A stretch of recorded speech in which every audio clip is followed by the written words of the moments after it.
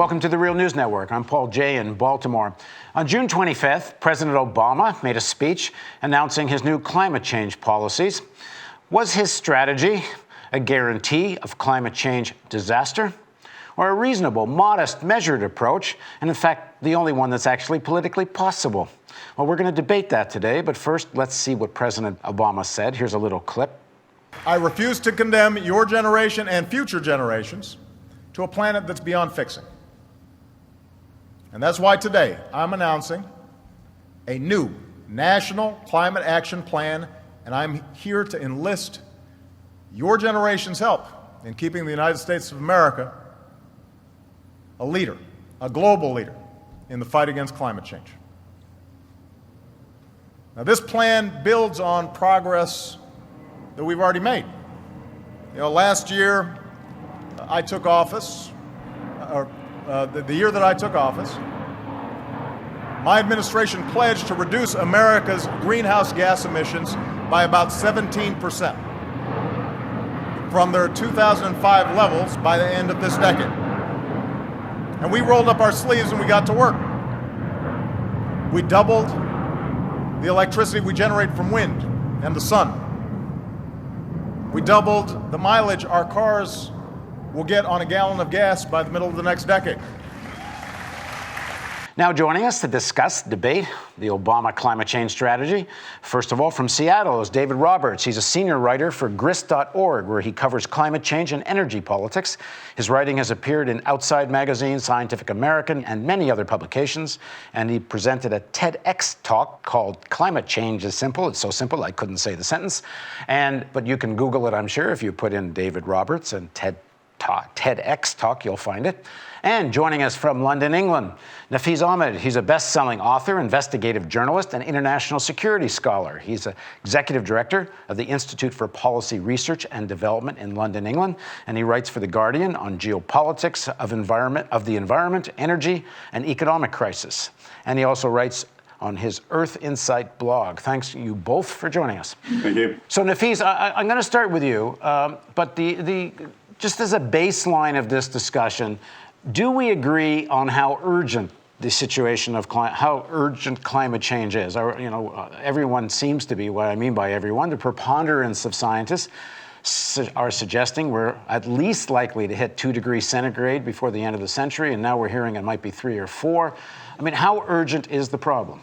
I think the problem is clearly very urgent. We know that 2 degrees Celsius has been accepted by the policymakers as the safe limit of what we're going to be allowed and what is going to avoid some of the most dangerous impacts. And unfortunately, if we look at the emissions trajectories at the moment, the business as usual trajectories, we're on path for most certainly 3 degrees Celsius to 4 degrees Celsius rise by the end of the century. They could well be as high as 6 to 7 degrees Celsius if you're looking at forecasters, look at the rate of increase of emissions, and if that business as usual trajectory actually continues without any kind of mitigation.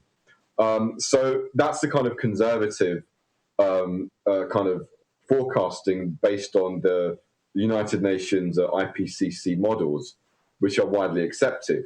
If you also go deeper than that and look at some of the implications of amplifying feedbacks and the way in which climate change can actually push ecosystems to then push other ecosystems into a tailspin where they end up affecting each other and creating further changes beyond the initial human impact. That could also push things a bit further. And there are various studies which have tried to model that, and they argue that it could actually be much worse. So I think it's pretty clear that it doesn't look very good. There is a need for urgent action. And unfortunately, if you look at the where we're going now, we are headed for a dangerous world of climate change. Okay, David, do you agree with that assessment that the situation is urgent? It's not, we're talking, in some areas of the world, virtually apocalyptic types of consequences and rather negative consequences for everybody. Yes, I think it's fair to say that it is much more urgent than almost anyone in U.S. politics, at least, has acknowledged. And it's, people get dismissed as alarmists, but even the most hysterical people you see in the U.S. context are not grappling with with the reality. So yes, it's incredibly urgent. The problem, of course, is that the really apocalyptic, scary stuff we're talking about is 50 to 100 years out, and it's very difficult for people to feel a sense of immediate urgency about effects that are so far away. Thus, the sort of essence of the problem. At least in more northern countries. I mean, some places like Bangladesh and other places are already starting to get a taste Sure. of. Well, if you're a Pacific island and you're almost underwater now, you feel a sense of urgency. But the Earth's major economic powers are not yet gripped by sufficient urgency. All right, so David, let me continue with you. So now then, we agree on that. It's urgent. We're not debating whether or not there's human-caused climate change. The question is, what set of policies will be effective? Nafeez is going to argue, and because he wrote a piece in The Guardian, which essentially said that President Obama's policies are a guarantee for climate change disaster. But you've been saying that they're measured, they may not go far enough, but it's only thing that's possible. So make your case. Why did you write a piece more or less defending Obama's policies and strategy? Sure. Well, I mean, the nature of climate change, it's not like any other political problem we have. The nature of climate change is that, I mean, theoretically, the U.S., Obama could come out and say, we're going to turn off all our lights and shut down all our machines and cease emitting greenhouse gases tomorrow. We're going to return to a state of nature tomorrow. Even that wouldn't be sufficient to solve, quote unquote, climate change. Even if the U.S. emissions were eliminated, you would still have a substantial problem. You see what I mean? The problem is so big, it requires so much action and coordination from so many countries that it's very hard to know what basis you should use to judge an individual leader in an individual country. So obviously what Obama proposed is insufficient to the problem. It's sort of by definition, almost anything a national leader could propose would be. I think we have to find some reasonable way of judging him based on the realities of the U.S. political context. And my only argument was just that Obama has a Congress that has absolutely and unequivocally refused to act and will not act, and has made that very clear. So he's now hemmed in to what he can do with the executive branch, the branch of the government he runs. You know, people forget he's not the king of America. He runs one branch of three co-equal branches of government. And now he's hemmed in, so he has to figure out, what can I do with executive powers? So even that alone really hems him in tightly. There's not a ton, to really do anything dramatic would require legislation, would require Congress. So he's stuck doing this sort of wiggle room, fiddle around the edges kind of thing. But if you judge him by his own frame of reference, which he says we can't leave future generations a planet that's beyond fixing, if that's the goal, shouldn't he tell people whether or not what he's proposing actually does that? Because I would think you'd probably say that doesn't accomplish that. We're getting to a planet that's getting beyond fixing. Well, sure, but I mean, imagine for Obama saying this to people, the problem is so big that literally nothing the U.S. can do can solve it, but we are nonetheless going to make our small effort, hoping that other countries will come along and that effort will build. That's just it's not an inspiring political message. I mean, he has to have this sort of florid rhetoric to sort of frame the urgency of things, because once again, not only is he hemmed in by the fact that Congress won't do anything, he's somewhat hemmed in by the fact that U.S. political opinion is not particularly behind him on this. There is no massive groundswell of grassroots action demanding that he do stuff. So almost everything he's doing is on climate change is mostly political risk and very little political payoff. So let me bring the fees in. Judged in the actual context of U.S. politics, he's doing more than I think could be expected, and quite a bit more than is being acknowledged by most people. Okay, Nafeez, what do you make of that argument? I mean, the green movement, environmentalists, people like you, they want a grand plan.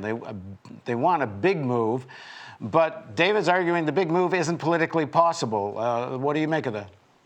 I'm quite sympathetic to David's argument. I think he does make a very valid point. I think really for me, this issue is not about. A lot of people get very bogged down in the politics of it, of the personality of it. do we like Obama? Do we not like Obama?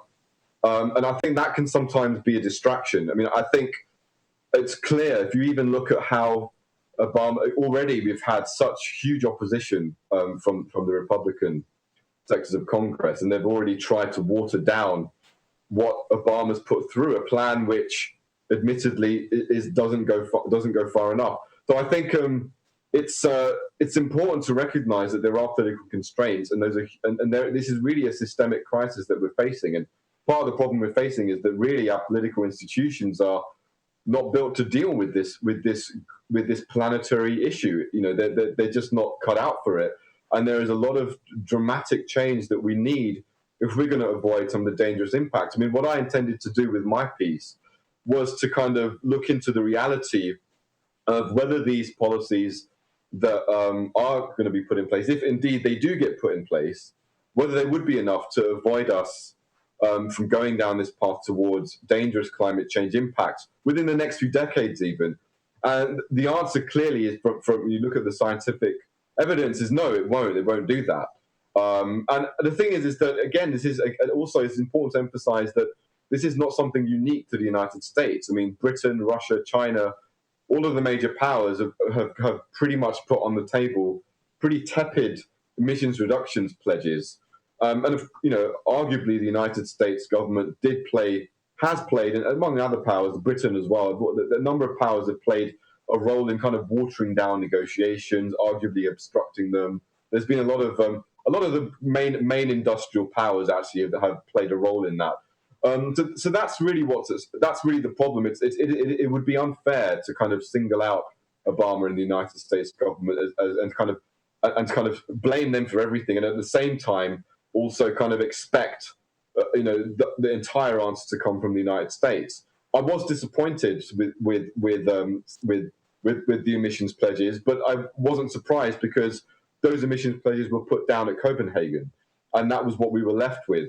But Nafeez, what you wrote is a little different than what you're saying. In your article, you said that if you take the holistic look at Obama's policy, which is support for fracking and support for coal, that even if this stuff gets executed, some of the extra regulatory authority that he's taking through direct presidential orders, and I take your point, we don't even know how much that really gets implemented, but even if it does, if it's within the context of pushing a big expansion of fossil fuel use in the United States in terms of offshore and other types of oil and gas and fracking, then he's actually, according to your article, that's a recipe for climate change disaster. No, absolutely. I stand by that. I don't think that. I'm sympathetic with the reality of the political constraints, but what I think it's important to recognize is that what we have on the table, the package of policies we have on the table, remains a recipe for disaster. And the fundamental problem is that the United States, as well as all the other major powers, are actually committed at the moment to the maximum exploitation of fossil fuels. Despite the emissions reduction pledges, despite all of these ideas, despite the attempts to look at renewable energy and all the rest of it and kind of efficiency gains and lots of other great things which are in this plan, and it is an unprecedented plan. However, the reality is that it's not going to cut it. It's not going to stop this trajectory towards dangerous climate change. And in fact, it could make things dramatically worse. And I think obviously the two issues that I'm concerned about is the emphasis on fracking, and the reliance on shale gas, which is touted as a clean bridge fuel, which it isn't, and as peer-reviewed studies actually suggest that it could be dirtier than coal, as well as the reliance on nuclear. And I don't think nuclear energy is going to cut it either. And there's been a number of reports, even a report recently, a status report on the nuclear industry in the United States, which has just been out in the last few weeks, which actually also corroborates that. And there's been a lot of massive nuclear subsidies, but not enough in terms of sufficient energy production. So when you're looking at that, it's a worrying picture. But I don't think it makes sense to simply just say we should basically focus on Obama the man. We're focusing on Obama because that's the topic of the debate. We could focus, if you want, on Stephen Harper and do a Canadian debate. But we are focusing on Obama because right now we're in the United States and we're doing a show about Obama, and you wrote an article trashing Obama's speech. So you can't tell me not to focus on Obama when you wrote this whole piece trashing Obama, right? No, absolutely. But see, my piece was not about trashing Obama. My piece was to highlight the reality that those policies that Obama had in place were not going to work. I'm not a great Obama fan. I think Obama has eroded a lot of. He's gone even further than the Bush administration in many of his policies. Whether he's done that by intention or not is really irrelevant. So I'm not a great Obama fan. But when I say that we have to not just pin the blame on Obama, it's important to understand that the crisis that we're facing is a systemic crisis. And whether or not you think that Obama the man or Obama the administration is a problem or a bad thing or a good thing, the reality is that the nature of the US government operates in the context of an economic system which creates certain types of pressures which lead to these kinds of policies. And until we address those underlying systemic issues, it's not really going to. We're not really going to get anywhere. So Obama, yes, the reality that Obama's policies will fail and that other policymakers around the world are also failing is part of this wider systemic issue. Right. But David, part of your argument is there's not a political climate that's putting pressure on Obama to go further or to allow him to execute policies that perhaps he actually wants to. And I think that's, for myself, a question mark. But isn't that partly his responsibility? And yeah, I'm focusing on him because he happens to be the president of the United States.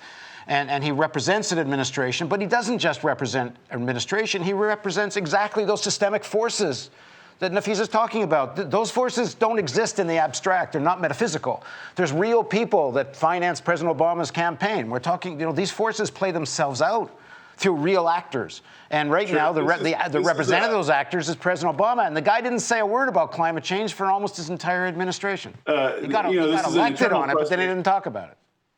It's always a frustration for journalists and pundits because Nafis is right. It is systemic forces, and Obama is largely a bit player in those systemic forces. And, I think everyone in U.S. politics has this tendency to exaggerate the extent to which U.S. politics is personified by Obama.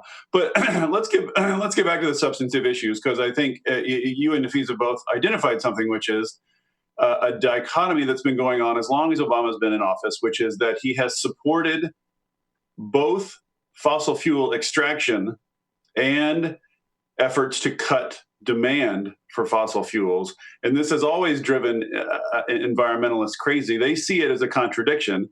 I don't think the people around Obama and Obama himself necessarily see it as a contradiction. I think there's at least an argument to be made that if there's going to be a substantial decline in U.S. greenhouse gas emissions, it's going to come because U.S. demand for those fuels declines, which means we have alternatives to them.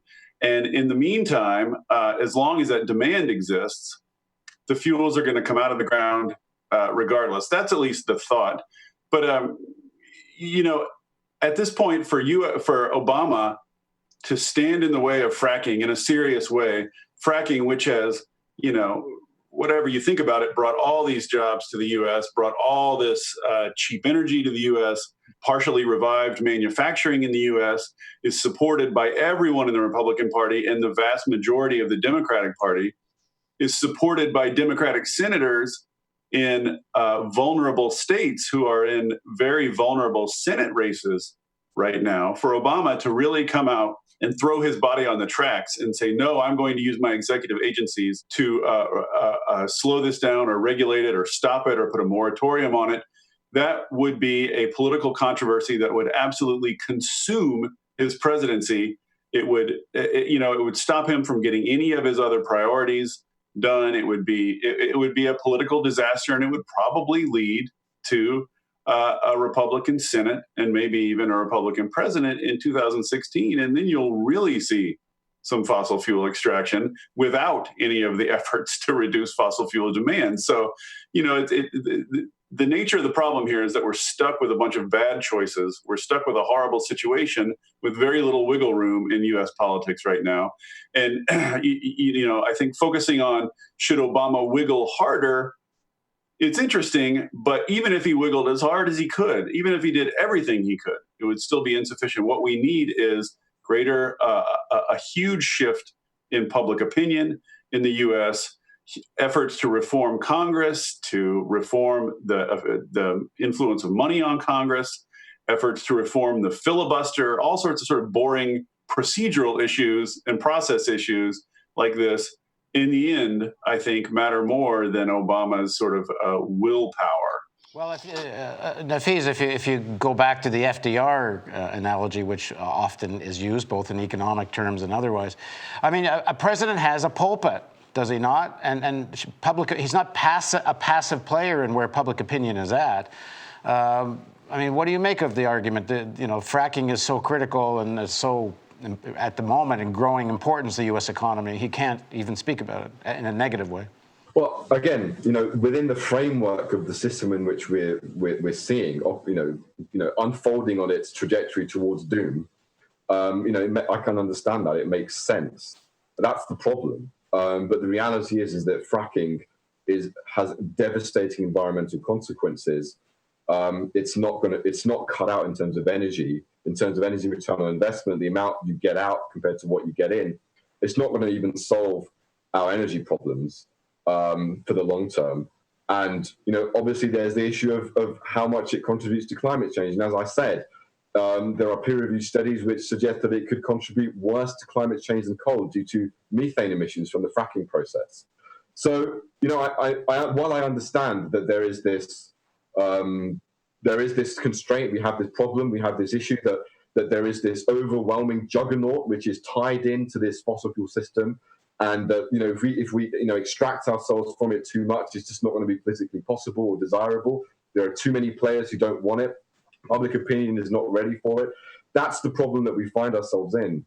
And so I agree that actually, really, this is the thing. Whether you think Obama is how much personal responsibility you pin on him as a man for this or not is almost irrelevant, because ultimately he is a figurehead in a machine which is hell bent on this trajectory of destruction.